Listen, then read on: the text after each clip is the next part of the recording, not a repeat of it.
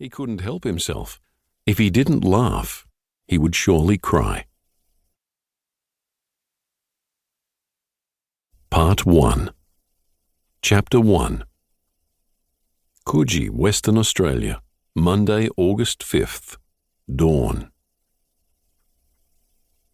Cato Kwong wondered how long it had been since the goldfish was fed. He sprinkled a couple of flakes in the tank, and the fish lazily vacuumed the surface. Rain lashed the windows, and another southerly gust shook the walls. Across the road the ocean was churned milky green-grey. Foaming rollers pounded the limestone groin of the marina. Several $1 million worth of pleasure craft bounced around like corks in a washing machine. Cato looked out across the luxury development they'd called Port Coogee. It was one of several coastal confections that had emerged from the undergrowth south of Fremantle, like dieback in a national park. It had been built on industrial wasteland and offered sparkling ocean views and the chance to live the dream. The blocks alone were priced anything up to $750,000, but here in Coogee, the property boom seemed to have faltered. Cato glanced out of the rain-spattered window. Sand from the many unsold lots wind-whipped and swirling across the deserted streets. Half-built McMansions abandoned with flapping tarps. A security guard patrolling in a Hyundai runabout to scare away undesirables. The guard had failed miserably today. The master of the house, Francis Tan, had been the first to die, and the quickest. Cato turned to the sound of booty-muffled steps on metal footplates. It was D.I. Mick Hutchins, phone glued to his ear, tiptoeing across the blood in a blue paper suit.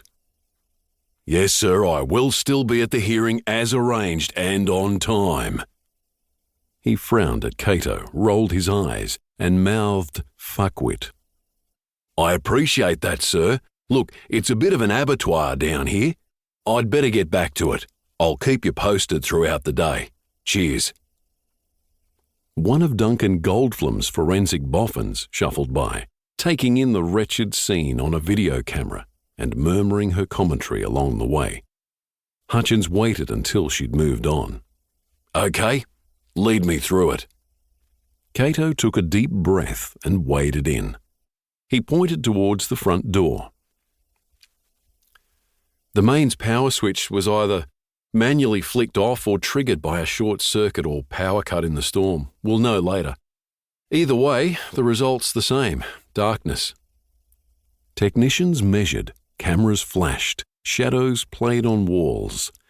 Outside, the weather got worse. Cato led Hutchins up the wide, polished Jarrah staircase, past a large, gilt-framed family portrait. Their steps echoed dully on the footplates. Along the way, there were numbered markers on blood splashes, prints, and smudges. No sign of forced entry. Our killer heads straight to the master bedroom. The room was tasteful and subdued in its decoration. A large picture window overlooked the frothing Indian Ocean, thick cream-coloured carpet, ensuite bathroom, and walk-in robes. A Nellie Crawford still life needed straightening.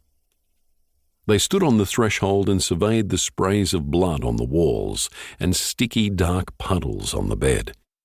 A naked man, face down, with the back of his head caved in. Victim 1, Francis Tan, age 43. No struggle. He never even got to wake up. Next to him, a naked woman lay sprawled on her back, half out of the bed, a bruised and bloodied left arm hanging down and shattered wrist grazing the carpet. Face gone. Victim 2, Genevieve Tan, age 39. She probably woke up as her husband was being attacked, tried to do something, failed. Some defense wounds on the arms and hands. The boss didn't ask Cato how he knew it was her for sure, with the face obliterated. Just as well. This wasn't the time to tell everybody.